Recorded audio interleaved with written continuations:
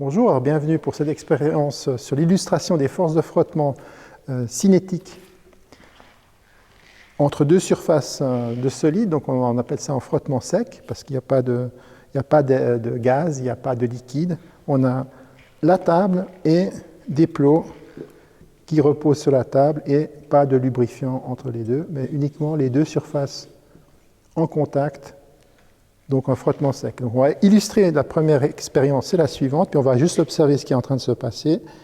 Donc je tire d'abord sur mon bloc, donc faisons-le à nouveau.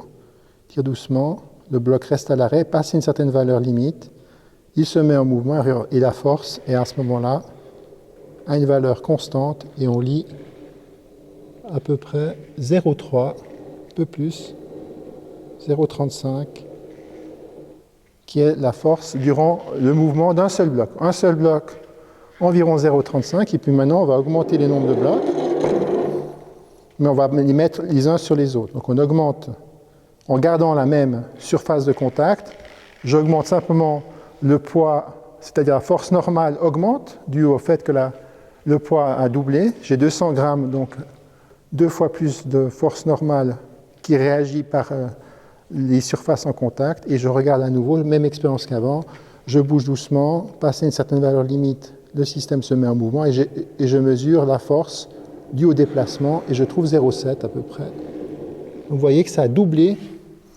et on voit déjà une loi empirique intéressante, c'est que si je double ma force normale par l'entremise d'avoir doublé mon poids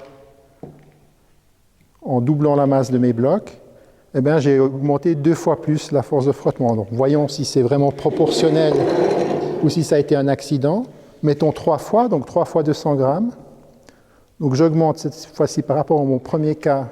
J'ai fait 3 fois plus dans la résultante normale. Donc, je devrais normalement avoir 3 fois mon premier essai. Voyons voir si c'est le cas. Donc, je tire. Ça résiste. Mise en mouvement, ben oui, ça a l'air d'être pas mal. C'est 0,9, un peu plus. Voilà.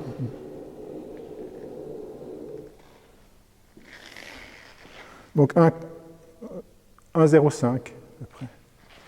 Ensuite, même expérience cette fois-ci. On va essayer de voir l'indépendance, voir si c'est identique ou pas, avec la surface en contact. Donc ici, on a une surface en contact, une R correspondant à peu près 10 cm par 10 cm. Maintenant, je vais mettre 2 blocs, donc j'augmente la surface de contact. Et maintenant, si on regarde chaque force individuelle, c'est celle d'un seul bloc, donc 3 fois, donc par rapport au dernier cas, 3 fois moins de normal, par rapport au seul bloc, donc j'ai 2 normales identiques, puisque j'ai la même masse de chaque objet, mais par contre, vous voyez que j'ai doublé ma surface par rapport à mon premier essai. Et regardons si j'ai une conséquence là-dessus sur ma mesure de ma force. Donc je commence détendu à 0. Ensuite, j'augmente ma force. Je passe celle du premier bloc. Et est-ce que je vais aller beaucoup plus haut que... Ah non, vous voyez, 2 fois 0,35. Et puis j'ai mon 0,7 à peu près. J'aurai ma force. Et donc je devrais avoir autour de 1,05 à peu près avec 3 blocs si c'est indépendant de la surface de contact. Alors vérifions cette hypothèse. Je repars de 0, le fil détendu. Je tends progressivement.